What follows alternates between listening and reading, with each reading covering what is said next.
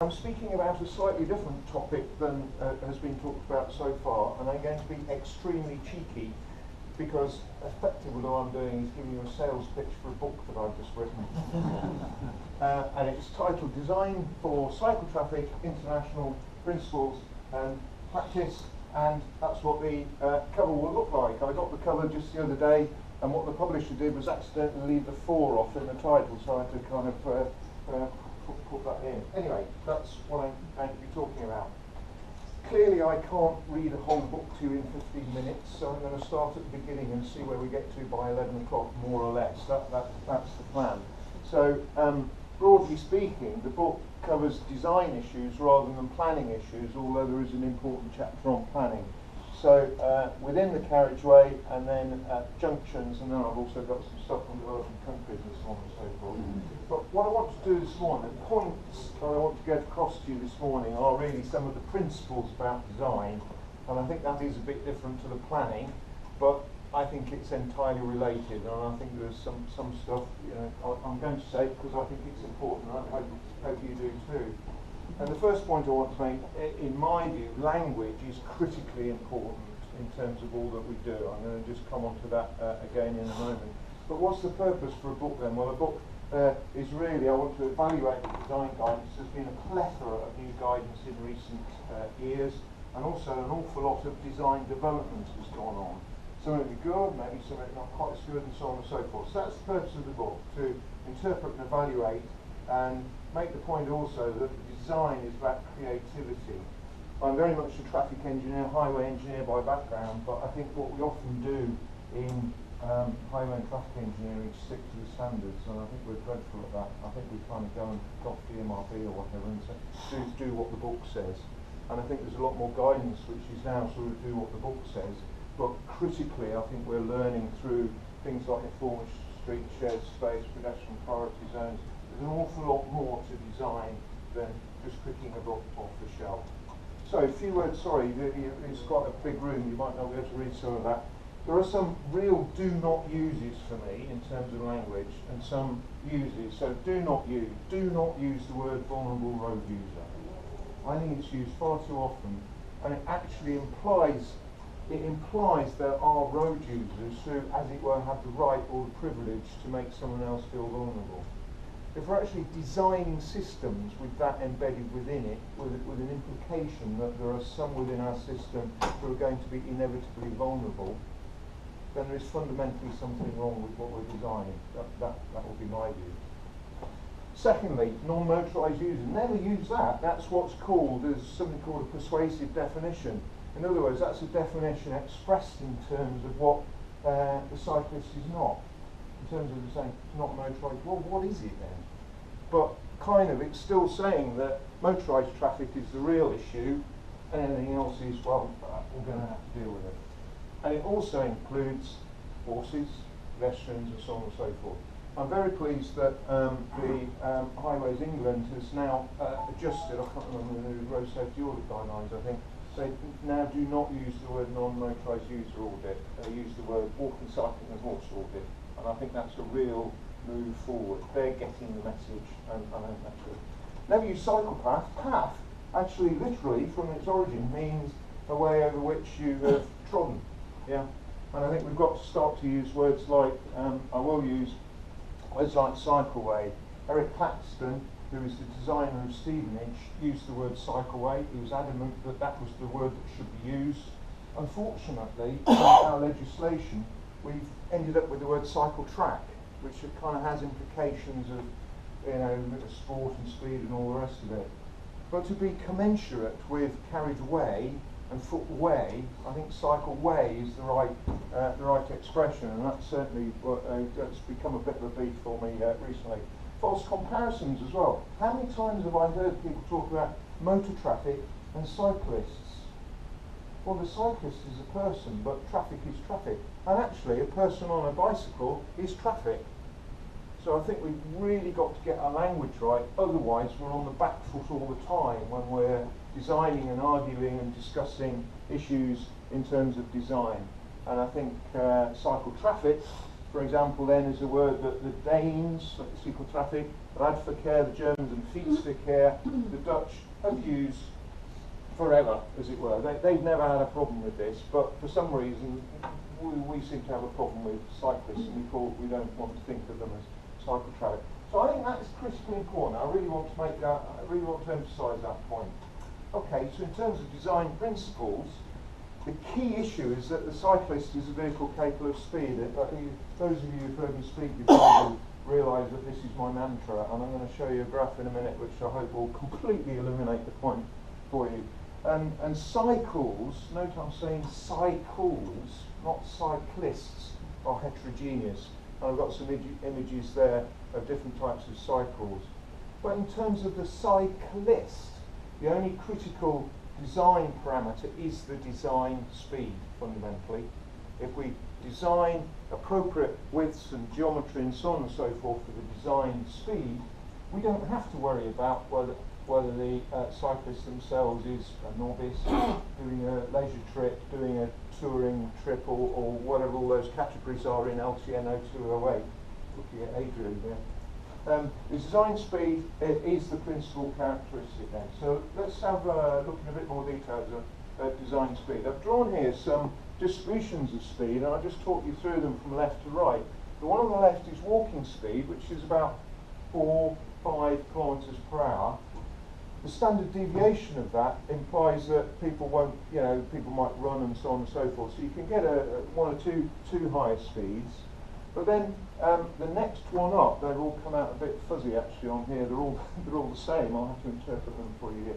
This one here is cycle traffic. The mean speed of cycle traffic, from all sorts of evidence, is about 21, 22 kilometres per hour. And the standard deviation on that speed is about 6. No, it isn't. Can't remember the figure. Can't remember the figure. Yes, 6. It's about 5.5, 6 kilometres per hour. So that creates your distribution here. I want you to compare that distribution with the speed of walking and the speed of motor traffic in a 30-mile-an-hour area. So that's the typical speed of motor traffic in a 30-mile-an-hour with its speed distribution. Just think to what extent cycle traffic speed overlaps with motor traffic speed, and to what extent it overlaps with pedestrian speed. The answer is, of course, it doesn't overlap with either. And that is why we need to start to design for cycle traffic with infrastructure systems which are designed for cycle traffic. And that is why, historically, it's entirely the wrong thing to do to throw cycle traffic onto a footway and kind of say, share it with the pedestrians. Look at the speed differential. It's 4 to 5 times more for cycle traffic than for pedestrians. So if we were to continue designing like that, we would end up with no growth in cycle traffic. And I think most people realise this, but I think the graph illustrates it. Just a couple of other ones. This is typical speeds in a 20-mile-an-hour area. If I were to tell you where these data came from, I might have to shoot you, I suppose, but I don't know. But it's from 20-mile-an-hour studies, and then we've got the design speeds in there as well. And notice how there is a much greater overlap then between the 20-mile-an-hour and the cycle traffic. So that begins to be where you can start to mix motor traffic and cycle traffic. And the other one, the one slightly in between, is for electric bikes. And a lot of people say, oh, we've got all sorts of problems with electric bikes because they'll come and whiz around and all the rest of it. But what they do is two things. They extend people's range, and they actually allow people to go up hills quicker. But actually, of course, they cut out at 15.5 miles an hour. So in fact, the top speed is not much more than you would get for a normal bike. And so, ultimately, you probably won't. That is a bit of a guess to say. There's a bit of a research gap in there. But there won't be much difference overall between electric cycle typical speeds and cycle typical speed. Okay, enough on design speed, but then that reflects through into, just notice I was England Cycling Embassy to Denmark and Crow, and look at the design speeds. The default is 30 kilometres per hour, and then going up to 40 kilometres per hour when you're going down a hill. Now that, to most traffic engineers, is shocking. They say, well, hang on a minute, they're like pedestrians, aren't they? But no, they're not. Of course not. And we've really fundamentally got to get our heads around the fact that the bicycle is a vehicle capable of speed and designed for 30 kilometres per hour. And certainly in the study I did in Leeds on cycle speeds, we had people doing 40s. So that's where one of the pieces of evidence about 21 kilometres per hour comes from. That was the mean speed, but then people were doing a lot more than that as well. Okay, I mean, great danger going on and on and on. What time is it? That's good. That's 6 more minutes. Now, the other point about cycle traffic is then that not only are we designing for vehicles capable of speed, just as we're designing for everything else, but we've got these other things, and we're working up here. Here we go. Attractive and comfortable. Those are the two key words as well, and that's because, of course, the cyclist is exposed to the environment. Unlike the car driver, they're in their own environment, the leather seats, the surround sound, the air conditioning, and so on and so forth. So therefore it's incumbent on us as designers to create an environment for them which is equally attractive and comfortable. So these are kind of additional requirements over and above the base requirement of creating networks for vehicles that are capable of speed. So it's a bit more complicated, and that's why we need a bit more design creativity and so on and so forth. And then, I don't expect you to read the figures in this chart, but this is an amalgamation of a number of sources of data, including Pro, including Highways England, and so on and so forth. And this is looking at speeds of motor traffic, the volumes of the motor traffic, and then the types of provision that we'll be needing to make. And something like this is coded into what Malcolm has coded in for CYIPT. It's not exactly this.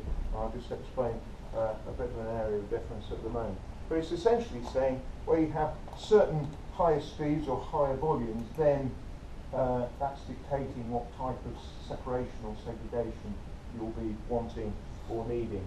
Now there's a real debate, and my thinking's moved on actually just in a couple of months, about this boundary where cycle lanes might start to not be provided and separations start to be provided. And I'm just going to throw this out as kind of effectively observations. Currently, most guidance has historically suggested that where the motor traffic is greater than 5,000 annual average daily traffic, so that's throughout the day, so a peak hour is about a tenth of that, so that's 500, that's each way, that's about 250 one way, 250 the other way in an hour, so that's about 3 a minute, so on and so forth. Yeah, that's the kind of volume. And then, and at 30 miles an hour. Now, interestingly, and it's completely made up out of Brian Deegan's head, I didn't say that, but in the CLOS, which is the cycle level of service tool in the London Cycle Design Standards, they suggest that the highest level of service is offered when you have 2,000 annual average daily traffic and not more than 20 miles an hour. Now that's quite different from 5,030, I would submit. And the suggestions, and the London Cycle campaign on this, and suggest that it is that lower level that is the boundary for separation. It is that lower level that we should be generally designing to, and actually if we design for the higher one, then perhaps we can't expect as many people as we might have thought to begin to take up cycling. And I think I might just about run out of time. I've got a couple more minutes, so that's good. So I think that's a kind of key issue, that boundary. And let's just kind of maybe talk about that for the rest of the day and reflect on that. Another pretty key issue from my point of view then is the widths of cycle routes. And this is going to be a nice diagram in the book, but I'm showing here what Crow suggests, the Dutch guidance, Highways England, Transport for London. And I want to and then I could have had a Danish one as well. I'll just point out what's going on here. This is suggesting for a two-way cycle traffic that we have 2.5 to 3 metres for volumes of flow, and the Dutch guidance is saying up to 350 each way, and Highways England guidance is sort of saying 150. So above 150 cyclists in 2 directions in an hour, Highways England is saying go from 3 metres to 4 metres. Now that might be okay for the trunk road, and the Highways England has got lots of money and so on and so forth. But it is, broadly speaking, in line with the Dutch guidance here at 150, and that's where it was taken from. Interestingly though, if you start to look at capacities and experience, let's look at experience from London. London is suggesting extremely congested, two-way cycle track, you can get 1,500 each way. Okay? And if you look at what the Danish do, they pack 2,000, 3,000 down a 3-metre cycle route. But if you've ever cycled in Copenhagen, they do get very close. They're passed very close and very fast. So there's a bit of an issue here, I think, still an open question about what the boundaries are for width. Certainly in terms of capacity, you could go much more than that. And I've been discussing with 1 or 2 local authorities, where that boundary actually should be, because 4 metres would be crazy, 3 metres, well, maybe are we kind of hostage to fortune for the future, and so on and so forth. So I think that's probably, I'll leave it there. So I've got about about 8% of the way through the book, perhaps in 15 minutes. So there we go. Thank you very much.